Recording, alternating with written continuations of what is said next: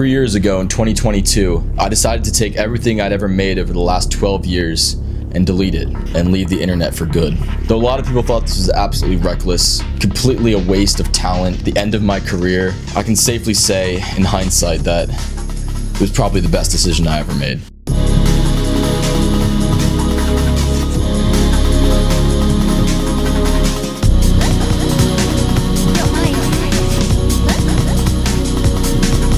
Okay, if you're new here and you don't know who I am, what I do, well, it's a long story. I started YouTube when I was about 11 years old. I don't know if you guys know like this channel called Super Mario Logan. And basically it's just this comedy show with like Mario plush characters. I used to do that. Again, I was 11. Okay, it was kind of embarrassing. I stopped when I was like 16. I got pretty popular with it, and that was my first real taste of YouTube. And during that time, I started getting interested in filmmaking. So I started like using my filmmaking skills and incorporating them into those videos. But when I reached high school, everything changed and I started to make actual short films. At first, we were just making like generic kind of whatever films with my friends, but it quickly shifted to a more horror themed approach. And that's when I got into this genre called analog horror, which if you don't know what that is, good for you, because I guess that means you aren't chronically online. But it's essentially like old like VHS tapes and found footage, that kind of horror.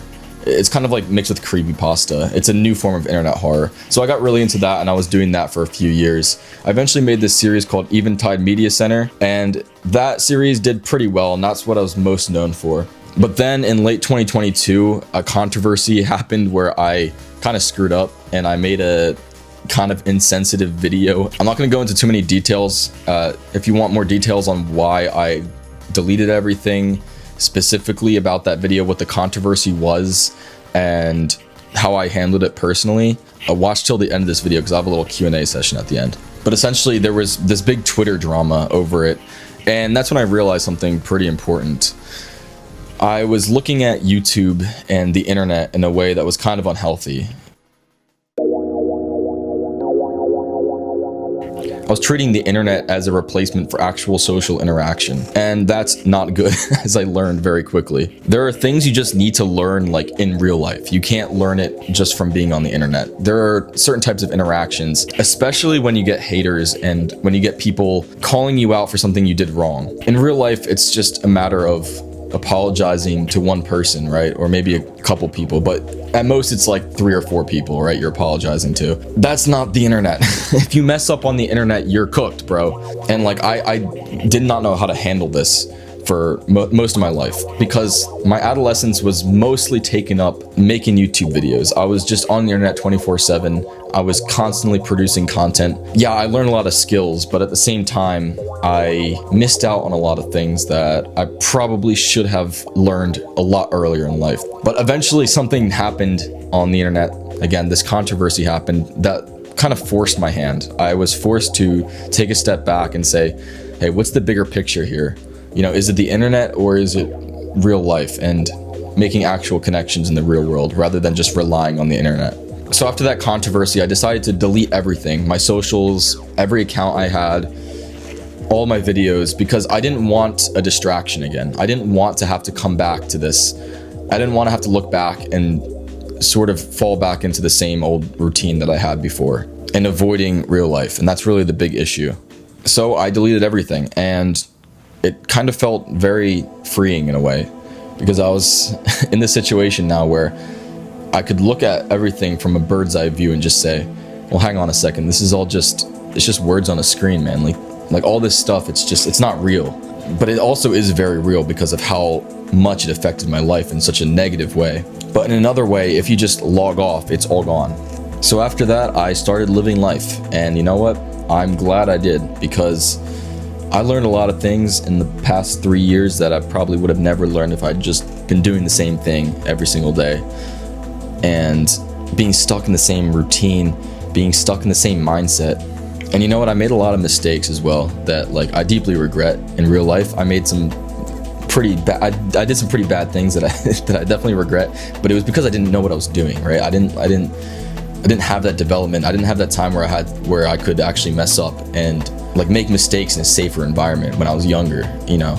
I made mistakes when I was an adult. Those mistakes had to happen eventually, or at least something like it, just so I could learn and like become a better person. If I had to give some advice to anybody out there who's kind of stuck or was stuck in the same situation I was in, please just like take a step back from the internet, especially if you have fans or some kind of like parasocial relationship with people online. You need to take a step back from it and look at what the real world is, because as I'm doing right now, talking to a camera, it can get to your head very quickly if you don't have that support system. If you don't have a real world to actually fall back into and actually grow in a safer environment than letting your mistakes basically just air out on the internet, because that's potentially more dangerous than making a mistake in real life.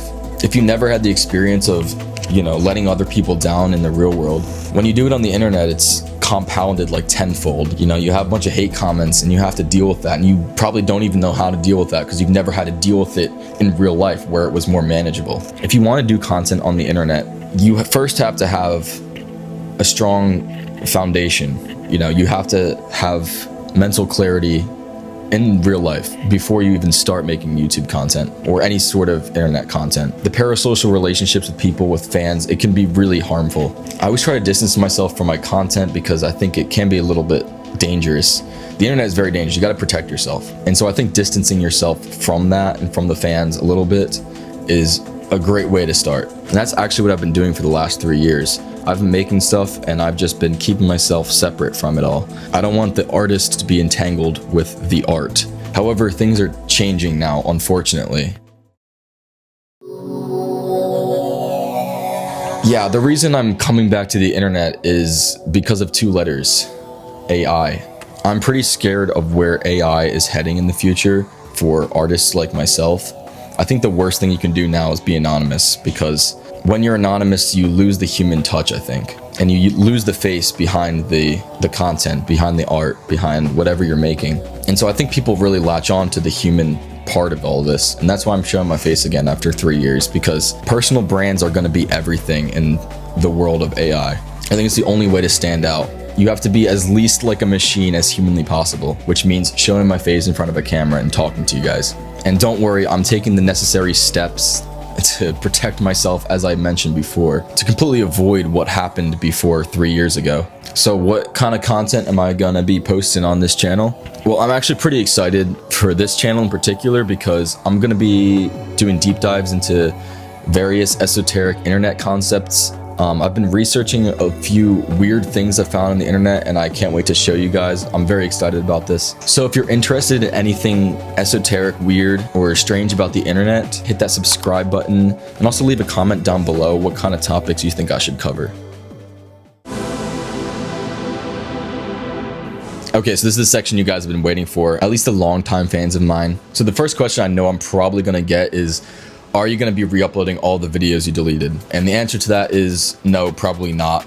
Mostly because you guys have already done that for me. They're already all re-uploaded, and I want to keep these channels kind of a fresh slate, like a new start for all the content coming forward. But yeah, you guys have already uploaded it all. It's all available for free on YouTube. So there's kind of no need for me to re-upload everything.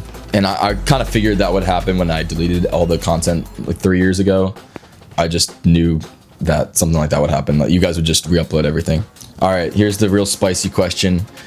What the hell happened with Crimson Creek? Why did you crash out, bro? Like, did you go insane? Was it Twitter? Why did you go and delete everything? So as I explained before, it was kind of a good excuse for me to leave the internet, but there were very specific reasons why that instance is what led me to deleting everything. So if you guys don't know, in Crimson Creek, the episode, it was a very stupid episode. I was trying to be deep with it, okay? I completely disagree with what I wanted to do with it. My intention with it was kind of dumb, even by my own opinions, and it was just stupid. The idea was, with that episode, was it was supposed to be like highlighting the horrors of gun violence, but even then I think it's stupid. But it clearly didn't hit very well, or it didn't come off in the way I intended. But even then, so at the end of the episode, it was like a cover up that there was a shooting at this college, right? And that got people pretty mad.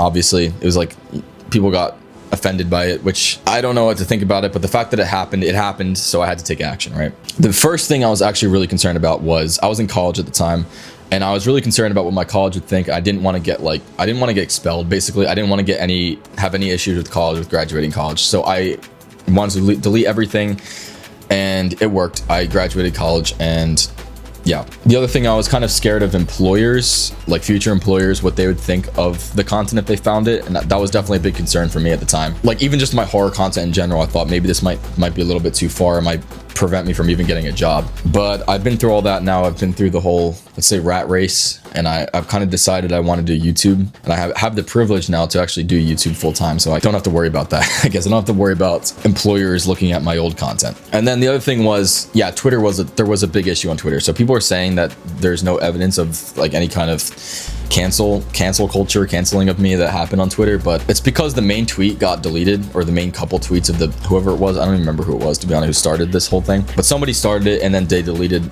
every tweet they made after I deleted all my content. So I guess like I did a good job of like hiding this from my college and the employers.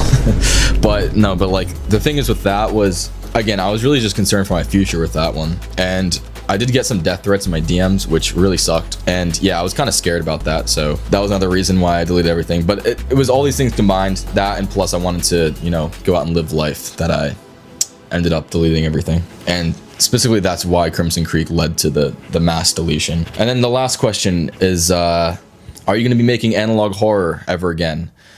And to answer that question, I guess I can say, did I ever really quit?